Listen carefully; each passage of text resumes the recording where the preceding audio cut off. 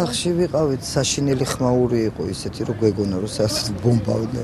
ისეთი საშინელება ტრიალები, რა ვიცი, რა არ მოფრინავდა რკინები, არ ვიცი, მთელი ანტენები ჩამოაგდო ძირს და საერთოდ ეხლა მოსუფთავებულია, ვერ შემოხვიდოდით ეზოში ისეთი ამბავი იყო.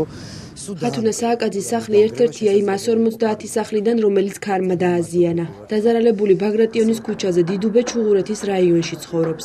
მერიის მონაცემებით სწორედ ამ რაიონს მიადგა ყველაზე დიდი ზარალი.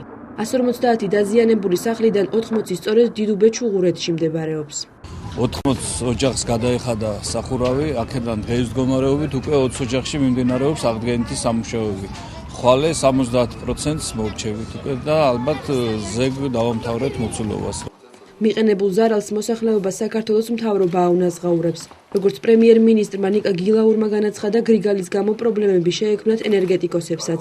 თუმცა ამ დროისთვის ელექტროენერგიის მიწოდება მთელი საქართველოსთვის აღდგენილია.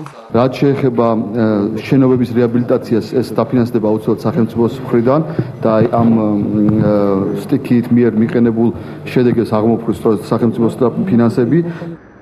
გუშინდელი გრიგალის შედეგად საცხოვრებელი სახლების გარდა დაზიანდა სავაჭრო ჯიხურები, ავტომობილები, ბილბორდები, მოსაცდელები. ქარმა ვაკე-საბურთალოს გზაზე ნაძვის ხეწა აქცია. საგანგებო სიტუაციების სამსახურმა უბედური შემთხვევების თავიდან ასაცილებლად წაქცეული ხის გატანა დილიდანვე დაიწყო. ამ ქარის შედეგად დაზიანდა სახლის სახურავები, შემთხვევები იყო ძალიან ბევრი, თვითონ ხეების წაქცევებზე. ეხლა თვითონ ანალოგიურ შემთხვევაზე ვართ გამოსულები. დაზიანებით არაფერი დაზიანებულა.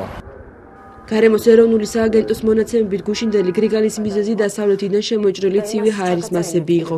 მისი განმეორების საფრთხე უახლოეს დღეებში არ არსებობს.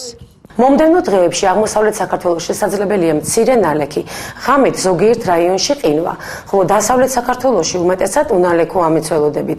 ტემპერატურა მოიმატებს, დაუბეროს აღმოსავლეთის სუსტი ქარი. სააგენტოს მონაცემებით საქართველოს მასშტაბით ყველაზე ძლიერი ქარი აეროპორტის მიმდებარე ტერიტორიაზე დაფიქსირდა.